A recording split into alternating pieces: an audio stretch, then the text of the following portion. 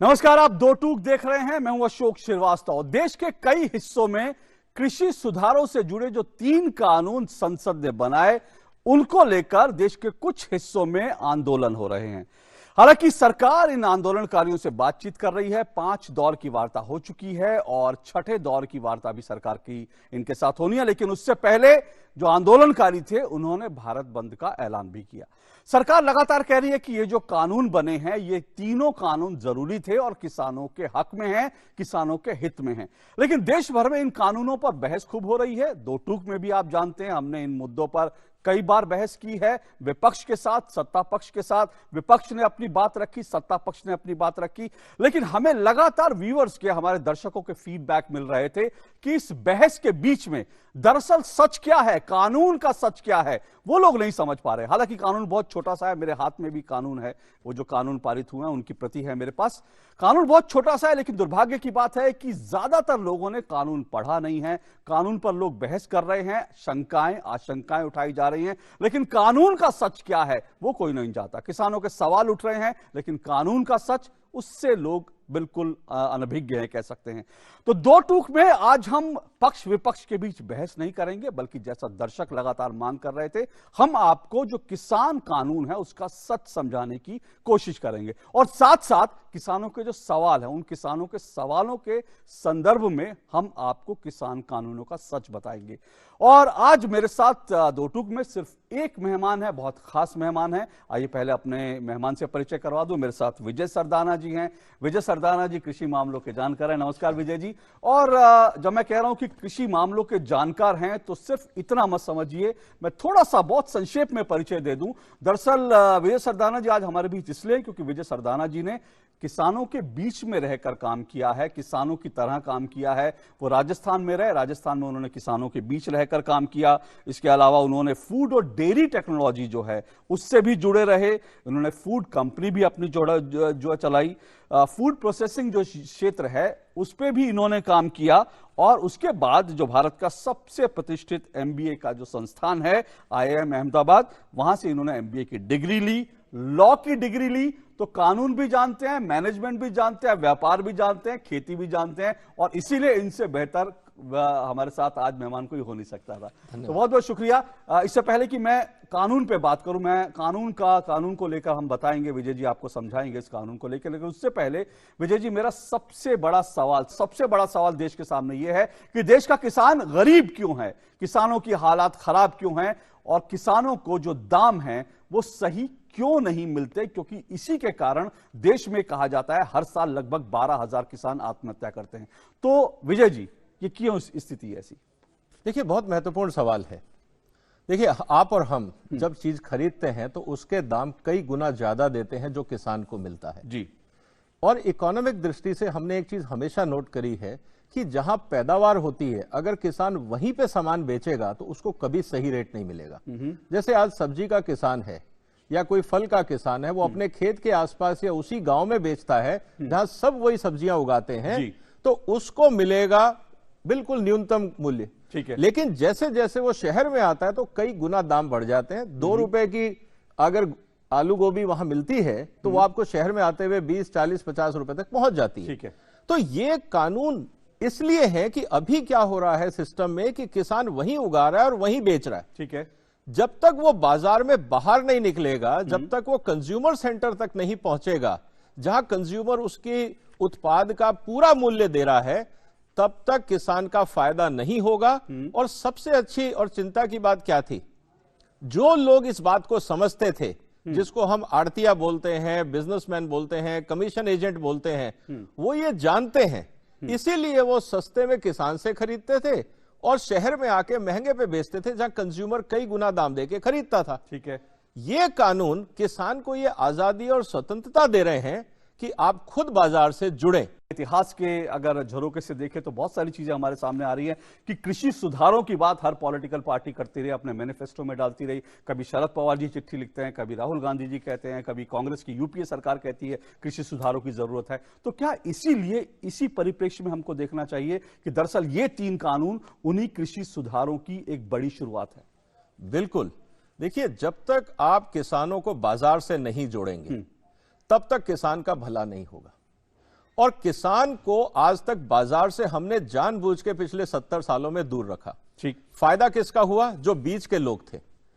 आज जो प्रदर्शन आप देख रहे हैं, जो नाराजगी आप सड़कों पे देख रहे हैं, ये वही लोग कर रहे हैं जिनको लगता है कि अगर किसान बाजार से जुड़ गया तो हमारा कमाई कैसे होगा, हमारा क्या होगा। और यही कारण था कि आज तक वो राजनीतिक इच्छा शक्ति शायद नहीं हुई कि इन लोगों को हेड ऑन लिया जाए और एक सुधार किया जाए जिससे किसान का भला हो, क्योंकि ये अपने आप में एक बहुत बड़ा फोर्स है और इसको चैलेंज आज तक किसी पॉलिटिकल सिस्टम ने नहीं किया। आज जब सरकार ने किया है तो रिएक्शन आपके सामने।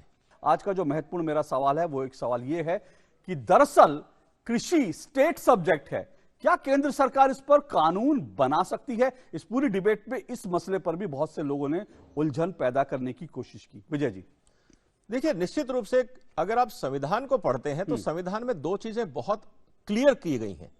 कृषि क्या है और फूड स्टफ, खाद्यान्न क्या है। हम कृषि व्यापार की बात नहीं कर रहे, हम खाद्यान्न व्यापार की बात कर रहे हैं। आप इस बात को समझिए, फर्क है। कृषि बोलते हैं art and science of production of crop और एनिमल, ये है एग्रीकल्चर। मतलब स्टेट गवर्नमेंट ये डिसाइड कर सकती है कि उनके राज्य में कौन सी फसल लगे और उसको कैसे उगाया जाए। ये राज्यों के अधिकार क्षेत्र में आता है भारत के संविधान के हिसाब से। लेकिन जब फसल का गेहूं, जो फूड स्टफ है, जो उसका आउटपुट है, वो एग्रीकल्चर नहीं है, वो फूड स्टफ है। और भारत का संविधान बहुत क्लियर कहता है, शेड्यूल 7 लिस्ट 3 आइटम 33 में, कि फूड स्टफ पे भारत सरकार और राज्य सरकार दोनों कानून बना सकती हैं। और उसी संविधान में यह भी कहा गया है चैप्टर 13 में कि आपको किसी भी तरह के व्यापार में प्रतिबंध लगाने की इजाजत नहीं है। क्योंकि अगर राज्य सरकारें मान लीजिए कहती हैं कि मेरा गेहूं या सब्जी या आलू बाहर नहीं जाएगा, तो एक संघीय ढांचे में किसी और क्षेत्र में भुखमरी हो सकती है, अकाल हो सकता है। ठीक है। इसीलिए संविधान निर्माताओं ने इस बात को बहुत क्लियर कहा कि एग्रीकल्चर जो प्रोडक्शन सिस्टम है वो एग्रो क्लाइमेटिक पे डिपेंड करता है। जैसे कि अगर आप कोल्ड एरिया में है, गेहूं अगर पंजाब में होता है लेकिन शायद तमिलनाडु में उतना अच्छा नहीं होगा, वहां पैडी होगी या कुछ और होगा। सेब आपका पहाड़ों में ठंडी जगह पे होता है, राजस्थान में शायद नहीं होगा। तो राजस्थान में जो सूट करेगा वो स्टेट गवर्नमेंट डिसाइड करे, जो पहाड़ों पे करेगा वो वहां की स्टेट गवर्नमेंट डिसाइड करे। लेकिन जब प्रोडक्शन हो गया, किसान के पास उसका आउटपुट आ गया, अब आप उस पर पाबंदी नहीं लगा सकते कि हम डिसाइड करेंगे कि आप कहां और कैसे बेचेंगे। ये आजादी हमारे संविधान में दी गई है, लेकिन आज तक कहीं ना कहीं किसी कारण से हमने ये आजादी किसानों को नहीं दी थी। तो अब सवाल यही है विजय जी कि ये जो कृषि सुधार से जुड़े जो 3 अहम बिल आए हैं, कानून आए हैं, इनसे दरअसल मोटे तौर पर क्या फायदा होगा किसानों को? पहले मुझे समझा दे, फिर मैं जो किसानों के सवाल है उन पे आता हूं। देखिए, सबसे इंपॉर्टेंट चीज क्या है, जैसे हमने कहा बाकी सब व्यापारिक क्षेत्रों में क्या होता है, जो प्रोड्यूसर होता है, जो मैन्युफैक्चरर होता है, वो डिसाइड करता है उसको कहां बेचना है, किसके साथ व्यापार करना है। अभी तक हमने क्या किया, पिछले 60-70 सालों में हमने किसान को यह कहा कि प्रोडक्शन भी आप हमारी तरह से करो जैसा हम कहते हैं, और उसके बाद बेचो भी वहीं जहां हम कहते हैं। यह बहुत बड़ा अन्याय हुआ किसान के साथ। और जब आप किसी पे भी बंदिश लगा देते हैं, और बंदिश लगाने के साथ जो लोगों को जब पता है कि किसान मेरे को छोड़ के कहीं जा नहीं सकता, तो वहां पे एक कार्टेल डेवलप हो गया। ठीक है। कार्टेल में अगर 10, 15, 20 व्यापारी भी हैं, तो उन्होंने ये कह दिया कि कोई भी किसान को हमने जो तय कर लिया इंटरनली, एक दाम से ज्यादा हम किसान को देंगे नहीं, चाहे वो किसी व्यापारी के पास चला जाए। अब इस सिस्टम को आप कैसे तोड़ोगे? ये फ्री मार्केट इकोनॉमी में जब तक आप किसान को नहीं जोड़ोगे, जो कार्टेल है, जो उसके आसपास उसको बंधक बनाए हुए थे, उन्होंने उसका पूरा फायदा उठाया। किसान गरीब रहा, लेकिन वो सब लोग जो किसान का माल लेके बेचते थे वो सब अमीर हो गए। आप ये देखिए, कोई आड़ती आपको गरीब नहीं मिलेगा, लेकिन किसान ज्यादातर गरीब मिलेंगे। जबकि ना आड़तिया उगाता है ना खाता है, वो सिर्फ बेचने का काम करता है, किसान से लेता है और बाजार में बेचता है। वो अमीर होता गया और उगाने वाला किसान गरीब रहा। ये अपने आप में दर्शाता है कि यह सिस्टम ठीक नहीं था, इसको बदलने की जरूरत थी। तो ये जो 3 कानून आए हैं, ये 3 चीजें बहुत क्लियर करते हैं कि किसान की आजादी, कि भाई किसान जहां चाहे बेचे। दूसरा, अगर किसान चाहे किसी के साथ कोई स्पेशल एग्रीमेंट करना चाहता है, अगर उसकी इच्छा है, उसकी आजादी। और जो किसान से सामान खरीदना चाहता है, प्रोडक्शन करने के बाद अगर उसने कहा कि मुझे एक्सपोर्ट करना है, प्रोसेसिंग करनी है, मुझे 10,000 टन सामान चाहिए, 5,000 टन चाहिए, वो अपना पैदा करे और अपने भंडारण की व्यवस्था करे। ये 3 कानून सिर्फ इसी बात को लेके। ठीक, तो किसानों को फायदे तो इसके है, ये तो बात साफ है, लेकिन फिर सवाल यह है कि किसानों के मन में इतने सारे सवाल क्यों उठ रहे हैं। तो अब मैं उन सवालों पर ही डील करने की कोशिश करेंगे, विजय जी से जानने की कोशिश करेंगे कि वो सवाल, क्योंकि मैंने कहा 3 कानून है, लेकिन आज के एपिसोड में हम पहला कानून, एक कानून लेंगे, क्योंकि जाहिर सी बात है सवाल कई सारे हैं। और आज का कृषि उपज व्यापार और वाणिज्य संवर्धन और सरलीकरण कानून जो है, आज हम उसको समझने की कोशिश करेंगे और उसको लेकर लोगों के जो सवाल हैं हम उन पर आएंगे। तो सबसे पहले विजय जी, ये कानून जो है दरअसल मोटे तौर पर किसानों को कैसे सशक्त करता है, फिर मैं इसके बिंदुवार आऊंगा इस पर। देखिए, आपके सामने आज हम क्या कर रहे हैं कि पूरा कानून आपके सामने रख रहे हैं, क्योंकि बहुत सारे लोगों ने कानून को तोड़ मरोड़ के जनता के सामने दिया जी। बहुत सारी भ्रांतियां फैलाई कि इससे आपका नुकसान होगा, कानून में ये लिखा हुआ है, वो लिखा हुआ है। ऐसा कुछ नहीं है। तो इसके उद्देश्य क्या है, हम देख लें एक बार। बिल्कुल। तो आज हम कानून आपके सामने रखेंगे। सिर्फ एक मैं निवेदन करना चाहूंगा हमारे दर्शकों से कि मैं आपको हिंदी में समझाऊंगा, लेकिन हमारे बहुत से दर्शक हैं जो शायद इंग्लिश जानते हैं, वो इंग्लिश में पढ़ सकते हैं। ठीक है, तो इसीलिए दोनों भाषाओं का हम इस्तेमाल कर रहे हैं। ठीक है, तो इसके उद्देश्य समझ लेते हैं। इस पूरे पहले कानून के उद्देश्य क्या है विजय जी? देखिए, जैसा हमने कहा कि अभी तक एक मंडी व्यवस्था थी, किसान को और व्यापारी को, जो खरीदार था, जैसे मैं कंज्यूमर हूं, आप कंज्यूमर हैं, कोई प्रोसेसर है, कोई एक्सपोर्टर है, वो किसान से सीधा नहीं जुड़ सकता था। हमें बिचौलियों के माध्यम से ही काम करना पड़ता था। और इसीलिए जो बिचौलिया था उसके पास एक मोनोपोली थी, वो डिसाइड करता था कि किसान को कितना मिलेगा और मेरे को कितने पे बेचना है। अब क्या हुआ, इस कानून ने क्या कहा कि इस कानून ने यह कहा कि किसानों को हम एक फ्रीडम ऑफ चॉइस देते हैं। देखिए, आप इस कानून की भाषा देखिए, freedom of choice relating to sale and purchase of farmers produce which facilitates remunerative price through competitive alternate trading channel. मतलब मंडी रहेगी, अल्टरनेट चैनल की बात हो रही है, रिप्लेसमेंट की बात नहीं है। तो कानून यह कहता है कि खरीदार और बेचने वाला अपनी चॉइस के हिसाब से, फ्रीडम के हिसाब से, जिससे चाहे जैसे चाहे डील करें, चाहे वो फिजिकल मार्केट है, चाहे वो इलेक्ट्रॉनिक मार्केट है, चाहे वो किसी और रास्ते से। कुल मिला के किसान को सही दाम मिलना चाहिए। यह पूरा का पूरा प्रावधान इस कानून में है। क्या एपीएमसी खत्म हो जाएगा इससे? आशंका ये लोग कह रहे हैं जी एपीएमसी खत्म हो जाएगा, फिर क्या करेंगे किसान? देखिए, बहुत बड़ा एक मिथ क्रिएट किया गया है कि एपीएमसी खत्म हो जाएगा। पहली बात तो डेफिनेशन ही कहता है कि हम एक अल्टरनेट ट्रेडिंग चैनल बना रहे हैं, मतलब कुछ खत्म नहीं होगा जी, सिर्फ एक नया अल्टरनेट दे रहे हैं। उसके अलावा बहुत क्लियर कहा गया है कानून के अंदर, अगर आप देखें कि जो ट्रेडिंग एरिया है, किसान कहां डील कर सकता है। मैं आपके सामने पढ़ रहा हूं, अपने खेत के गेट पे, फैक्ट्री में, वेयरहाउस में, साइलो में, कोल्ड स्टोर में, और कहीं पे भी स्ट्रक्चरल प्लेस, अपने घर में, रेस्टोरेंट में, जहां उसको सुविधा लगे वहां। लेकिन सबसे अच्छी बात इस कानून में कही गई है कि उस ट्रेडिंग एरिया में जहां पे कहा गया है, it does not include premises and enclosure structure which is created under APMC act by the state.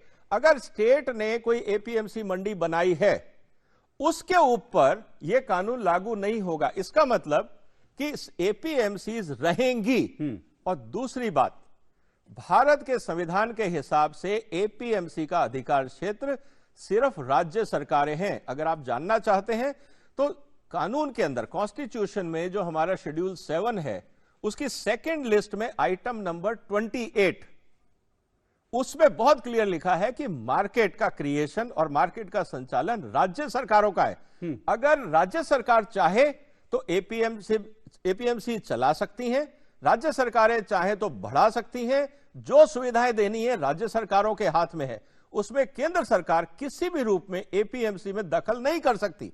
यह संविधान में बहुत क्लियर कहा गया है। तो जो लोग ये कह रहे हैं कि एपीएमसी एक्ट खत्म हो जाएगा, मंडियां खत्म हो जाएंगी, ये सब भ्रांतियां फैलाई जा रही हैं। या तो लोगों ने ढंग से कानून पढ़ा नहीं, या जानबूझ के गुमराह किया जा रहा है। विजय जी, आपने जो एक बात कही आजादी की, मैं अगले बिंदु पर आता हूं कि आपने कहा कि आजादी मिलेगी इससे, किस तरह की आजादी किसानों को मिलेगी? देखिए, सबसे इंपॉर्टेंट चीज क्या थी, जैसे प्रीएम्बल में हमने देखा, कानून की शुरुआत में देखा कि अल्टरनेट मार्केट चैनल, और बहुत क्लियरली आप देखेंगे कानून में लिखा हुआ है कि freedom to carry on inter state and intra state trade and commerce in farmers produce in a trade area. Trade area वो है जो एपीएमसी के बाहर का क्षेत्र है, पहली बात वो क्लियर कर दीजिए, एपीएमसी में कोई इंटरफियरेंस इस कानून का नहीं है। दूसरा, चाहे वो किसान अपने राज्य में या दूसरे राज्यों में जहां चाहे वहां उसको आजादी है व्यापार करने की। अगर आज सेब का किसान या गेहूं का किसान किसी बेकरी इंडस्ट्री को, किसी और एक्सपोर्टर को बंगाल में, कलकत्ता, अपने बॉम्बे में, साउथ में, जहां चाहे वहां डील कर सकता है डायरेक्टली, उसको किसी से परमिशन की जरूरत नहीं है, उसको कोई लाइसेंस की जरूरत नहीं है। यह आजादी पहले नहीं थी।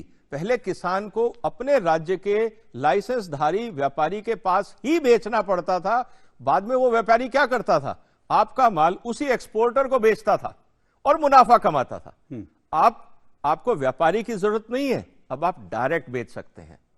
आप समझिए इस बात को, जो विरोध प्रदर्शन हो रहा है वो इस आजादी के खिलाफ है। वो नहीं चाहते कि किसान डायरेक्ट व्यापारी या एक्सपोर्टर से बात करे, वो चाहते हैं कि लाइसेंस होल्डर जो आड़ती हैं उनके माध्यम से ही किसान काम करे, क्योंकि अगर किसान डायरेक्ट डील करेगा तो इनका कमीशन कैसे बनेगा। समस्या झगड़ा कमीशन को लेके है, क्योंकि किसान को अगर पूरा पैसा मिल गया तो किसान किस बात का कमीशन देगा। बिल्कुल, यह हकीकत हमें समझनी पड़ेगी। अल्टीमेटली जो व्यापारी किसान से माल खरीदता था वो किसको बेचता था, वो किसी कंपनी को बेचता था, एक्सपोर्टर को बेचता था, या आपको और मेरे को बेचता था। अगर आप किसान वही चीज डायरेक्ट मेरे को दे देता है तो इसमें ऐतराज क्या है। लेकिन एक बात विजय जी, एक जो अगला सवाल जो उठता है वो ये है कि जब लोग लगातार बात कर रहे हैं कि जब आप एपीएमसी के बाहर किसान जाएगा तो सवाल है उसकी पेमेंट कैसे होगी, वो पेमेंट में फंस जाएगा, चक्कर लगाएगा। यहाँ तो सरकार दे देती है, वहां पर कहाँ का चक्कर लगाएगा, उसको पेमेंट नहीं होगी तो बेचारा किसान क्या करेगा। देखिए, जब ये कानून बनाया गया सबको पता है इस देश में काम कैसे होता है। ऐसा नहीं है कि सरकारों को, राज्य सरकारों को या अधिकारियों को या हमारे जो एमपीज हैं जिन्होंने पार्लियामेंट में बैठ के चर्चाएं करी, उनको पता नहीं देश कैसे चलता है, सबको पता है। इसीलिए ये बहुत क्लियरली कहा गया है कि जो भी किसान से माल लेगा, ट्रांजैक्शन करेगा, सेम डे पेमेंट देगा। अगर किसी कारण से वो नहीं दे पाता है तो 3 दिन के अंदर अंदर उसको पेमेंट करनी पड़ेगी और साथ में तुरंत रसीद देनी पड़ेगी कि मुझे कितना पैसा किसान को देना है। रसीद देने के बाद 3 दिन के अंदर अंदर उसको पेमेंट करनी पड़ेगी। अगर कोई ये फॉलो नहीं करता है, समझिए ये देश का कानून है, वो कानून तोड़ रहा है, उसके खिलाफ कार्रवाई हो सकती है। तो अगर कोई ये कहता है कि व्यापारी पेमेंट लेके भाग जाएगा, देश से तो नहीं भाग रहा, कानून तो उसके खिलाफ है। अगर उसने गैर कानूनी काम किया है, किसान को 3 दिन में पेमेंट नहीं दी है, तो यह देश में गैर कानूनी काम हो गया है आज। और इस गैर कानूनी काम के खिलाफ पुलिस कंप्लेंट भी हो सकती है, कार्रवाई भी हो सकती है। जो मंडी में है उसमें सेस लगता है, टैक्स लगता है। आप एक ऐसी पैरेलल व्यवस्था खड़ी कर रहे हैं जब आप ये कह रहे हैं वन नेशन वन मंडी, तो फिर सवाल है वो मंडी तो अलग होगी, उसमें तो टैक्स नहीं है, बाकी सब चीजें, उसको कैसे आप बताएंगे कि वो एक अच्छी चीज है।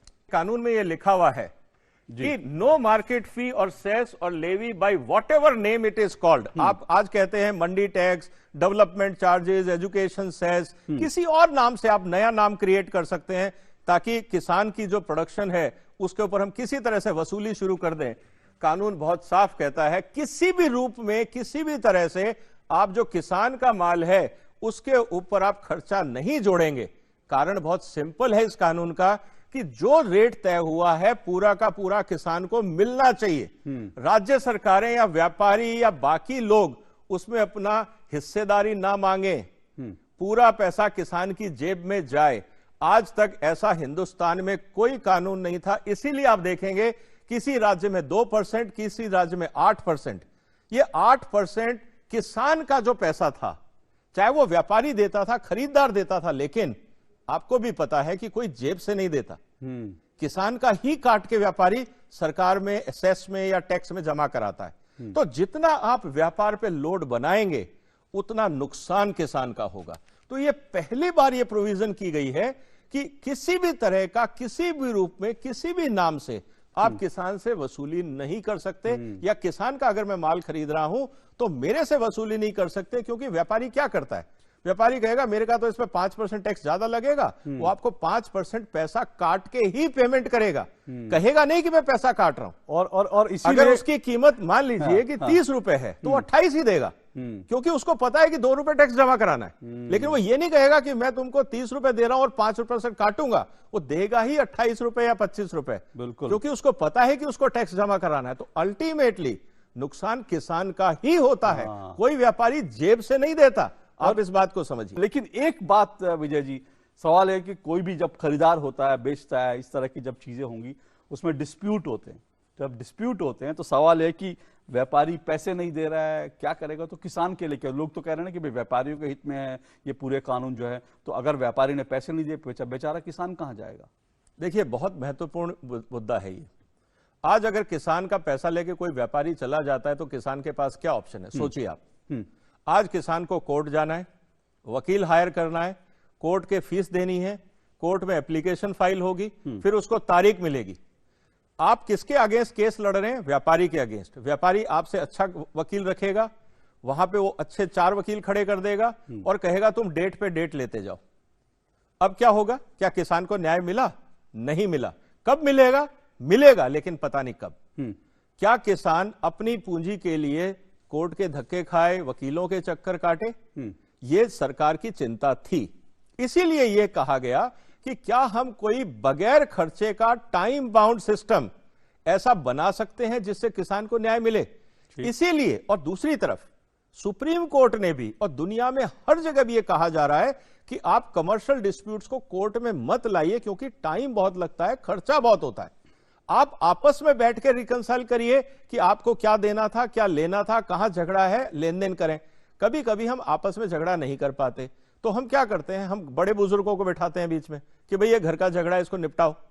इसी तरह से जिसको कंसिलिएशन कहा जाता है, मीडिएशन कहा जाता है, यही प्रावधान जो संवैधानिक है, यह संवैधानिक प्रावधान है। भारत सरकार ने इस कानून में डाला है कि अगर किसान को लगता है कि उसके साथ कोई गड़बड़ हो गई तो वो अपने लोकल एसडीएम के पास जा सकता है। कोई जरूरी नहीं है कि एसडीएम उस पर बैठे। एसडीएम क्या करेगा?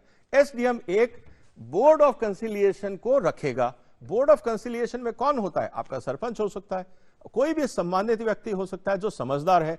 उसको यह कहेगा एसडीएम कि भाई इन दोनों का झगड़ा है, जरा आप देख लीजिए क्या निपटाना है। समझदार व्यक्ति क्या करेगा? दोनों को बुलाएगा, दोनों से बात करेगा, जिसकी गलती है उसको कहेगा भाई साहब आप देखिए आप गलत हैं, किसान का पैसा बनता है, आप दीजिए। अगर वो नहीं देता है व्यापारी तो एसडीएम के पास वो मैटर जाएगा कि सर मुद्दा ये है, ये भाई साहब मान नहीं रहे हैं, किसान का पैसा देना ये मान नहीं रहा। ठीक है, एसडीएम उस पर कार्रवाई करेगा और ऑर्डर देगा कि जो कहा गया है आप उसको करें। अगर वो नहीं करता है तो एसडीएम उस पे सजा का प्रावधान जो इस कानून में है वो सजा दे सकता है। और सबसे अच्छी बात, हमारे किसान भाई कहते हैं हमें कोर्ट जाने की इजाजत नहीं है। हाँ, मैं वही कह रहा हूं कि एसडीएम का कोर्ट छोटा होता है। एसडीएम को जो पावर दी गई है इस कानून में जी, वो ये सिविल कोर्ट के बराबर की पावर है। मतलब एसडीएम खुद ही कोर्ट है इस कानून के लिए। तो आपको कोर्ट मिला है, किसने कहा कि आपसे कानून को छीना गया है? लेकिन सबसे अच्छी बात यह है 30 दिन में आपको न्याय मिलेगा। आपको कोई वकील नहीं करना, कोई खर्चे नहीं करने, आपको कचहरी तक नहीं जाना। एसडीएम आपके नजदीक है, कचहरी शायद आपको शहर तक ले जाएगी। ठीक है, तो कहने का मतलब यह है कि यह आपके फायदे में है। लेकिन लोग क्यों घबरा रहे हैं? लोग इसलिए घबरा रहे हैं कि व्यापारी को लगता है कि पहले मैं किसान का पैसा ले जाता था, वो भटकता रहता था, मेरे आगे पीछे हाथ जोड़ता था, 6 महीने 4 महीने, जब मेरा मन होता था टुकड़ों टुकड़ों में मैं उसको पैसा देता था।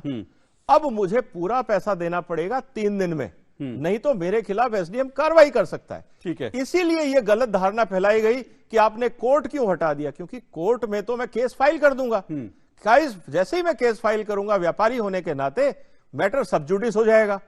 एसडीएम साहब कोई भी अधिकारी उस पर कार्रवाई नहीं करेगा ये कह के कि मैटर सब जुडिस है, और वो केस सालों चलेगा, किसान का पैसा फंस गया। लेकिन एक बात है कि कुल मिलाकर फिर क्यों कहा जा रहा है, क्या ये पूरा कानून व्यापारियों के हक में है, उनके हित में है? लोग कह रहे हैं तो व्यापारियों के लिए है, उद्योगपतियों के लिए कानून है। देखिए, किसानों को भड़काया गया। किसान क्योंकि वो पढ़ नहीं पाया। बहुत सारे मैंने लोगों से पूछा, लोगों ने पढ़ा नहीं, लेकिन उनको बहुत तरह की भ्रांतियां हो गई क्योंकि सुनी सुनाई बातों पे विश्वास किया, किसी ने पढ़ा नहीं। इसीलिए आज हम लाइन बाय लाइन इसको कर रहे हैं। और ये देखिए बहुत क्लियर लिखा है कानून में कि जो एसडीएम की डिक्री है वो सिविल कोर्ट के बराबर मानी जाएगी और उस व्यापारी से वसूली वैसे ही की जाएगी जैसे भारत सरकार अपना राजस्व वसूली करती है। तो व्यापारी भाग नहीं सकता, उस पर वो सारे कानून लगेंगे जो एक कोर्ट ऑर्डर से लगते हैं। लेकिन लोग क्यों कह रहे हैं कि ये कोर्ट से वंचित किया गया? क्योंकि व्यापारी नहीं चाहते एसडीएम कार्रवाई करे, क्योंकि 30 दिन में पैसा देना पड़ेगा, नहीं तो है। सजा हो जाएगी। वो चाहते हैं कि उनका मन मर्जी जैसे काम हो चलता रहे, जब चाहे किसान को पैसा दें या ना दें, किसान उनके चक्कर काटता रहे। ठीक है। दुख की बात यह है। ठीक है विजय जी, समय कम है, जल्दी से जानना चाहूंगा सुधार की गुंजाइश क्योंकि हर कानून में होती है। दूसरी बात यह है कि कोई भी कानून लागू होता है तो लागू होने के बाद हमको पता चलता है यहाँ ये कमी रह गई, ये चीज रह गई। तो सवाल है कि इसमें सुधार की गुंजाइश है अगर ऐसी कोई चीज हमारे सामने आती है तो? बिल्कुल, देखिए दुनिया बदलती है, रोज बदलती है, रोज नए अनुभव आते हैं, नई टेक्नोलॉजी आती है, नई चीजें होती हैं। हर कानून में यह कहा जाता है कि हम जब भी जरूरत होगी, ये हमने पेनल्टी की बात की थी, अब मैं उसको दोबारा उसको हाईलाइट कर देता हूं। पेनल्टी की बात 25,000 रुपए से लेकर 5 लाख रुपए तक व्यापारी पे जुर्माने का इंतजाम है इस कानून में।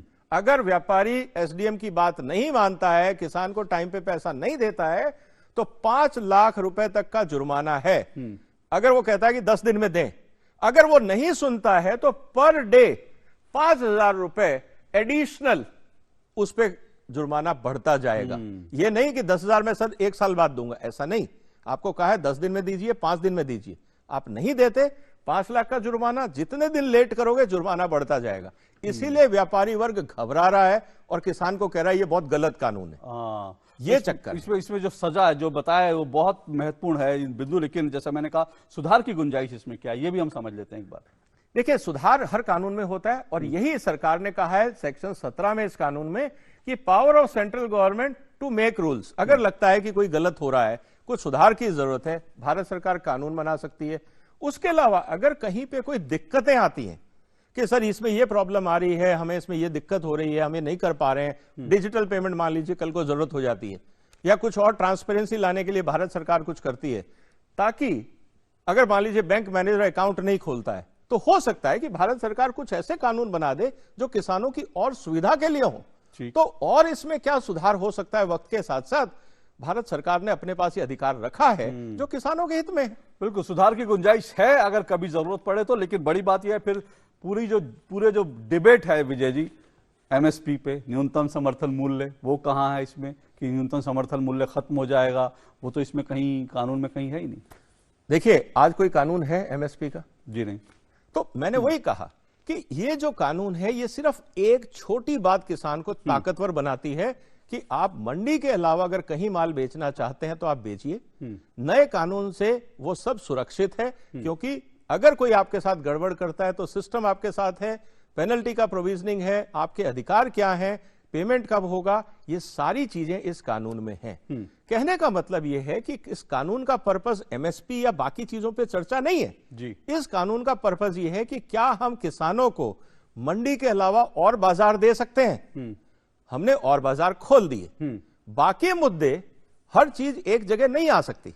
विजय जी, यही एक आखिरी सवाल इसका पहले कानून से जुड़ा हुआ कि कहते हैं कि जब विकल्प मिल जाएगा, ये लोग ये कहते हैं और कहते हैं कि एमएसपी का तो कहीं जिक्र नहीं है, इससे पहले भी नहीं था, अब भी नहीं है, इसमें भी नहीं है, तो फिर लोग कहते हैं कि कॉरपोरेट जगत आ जाएगा और वो जो है कब्जा कर लेगा और फिर जो है सारा खेल शुरू होगा। ये एक बड़ी जो है बात किसानों तक कह के भ्रांति फैलाने की कोशिश की जा रही है, उसको लेकर कानून में क्या स्पष्टता है? बिल्कुल, और बहुत महत्वपूर्ण बात कही। देखिए, कानून क्या बोलता है, इस देश का कोई भी नागरिक, चाहे वो नेचुरल पर्सन है या लीगल पर्सन है, लीगल पर्सन हम कंपनियों को बोलते हैं, ऑर्गेनाइजेशंस को बोलते हैं, तो आप ये देखिए, individual, partnership firm, company, limited partnership cum, cooperative society, societies, association, even अगर मैं हाउसिंग कॉलोनी में रहता हूं और मेरे मोहल्ले में 200 घर हैं, हम अगर चाहें तो डायरेक्ट किसान से डील कर सकते हैं इस कानून के थ्रू कि आप हमें रोज 200 किलो सब्जी दीजिए और हम 365 दिन का कॉन्ट्रैक्ट आपसे करते हैं। बहुत बढ़िया। यानी ये कानून कॉर्पोरेट का नहीं है, जो कहा जा रहा है कि कॉर्पोरेट के लिए कानून है, उद्योगपतियों के लिए कानून है। मैं वही कह रहा हूं कि अनफॉर्चुनेटली क्या होता है कि हमारे किसान भाई पढ़ नहीं पाए कानून को, और क्योंकि वो पढ़ नहीं पाए इसलिए लोगों ने उनको मिसलीड किया। हकीकत यह है कि हम इस पूरे प्रोसेस के अंदर किसानों के हक की बात कर रहे हैं। आज हमने एक कानून की बात की, लेकिन हम कोशिश करेंगे कि आपको कल जो है बाकी 2 कानून, क्योंकि मैं आपसे लगातार बता रहा हूं कि हमारे पास दर्शकों के ढेर सारे फोन आ रहे हैं और बहुत सारे लोग कह रहे हैं कि कंफ्यूजन बहुत है, भ्रम की स्थिति बहुत है, पक्ष विपक्ष में डिबेट हो रही है, लेकिन कानून दरअसल क्या कहता है इसकी जानकारी लोगों को नहीं है। और इसीलिए आज हमने कहा था कि 2 टूक में हम सिर्फ और सिर्फ आपको कानून जो है वो क्या कहता है, क्योंकि कागज और कानून कभी झूठ नहीं बोलता। जो कागज पे लिखा है, जो कानून है, वो तो कानून है, वो बन चुका है, वो झूठ नहीं बोलता। इसलिए हमने आपको वो दिखाने की कोशिश की, उसके माध्यम से हमने आपको समझाने की कोशिश की। फिलहाल आज के लिए इतना ही। विजय जी, बहुत बहुत शुक्रिया आपका। आपने बहुत साधारण शब्दों में और कागज दिखाकर आपने बताया कि दरअसल कानून क्या है किसानों का। तो आज के लिए किसानों के सवाल और साथ साथ कृषि कानूनों का जो सच है, उसमें आज के लिए फिलहाल इतना ही। आपसे फिर मुलाकात होगी 2 टूक में। इजाजत दीजिए, नमस्कार।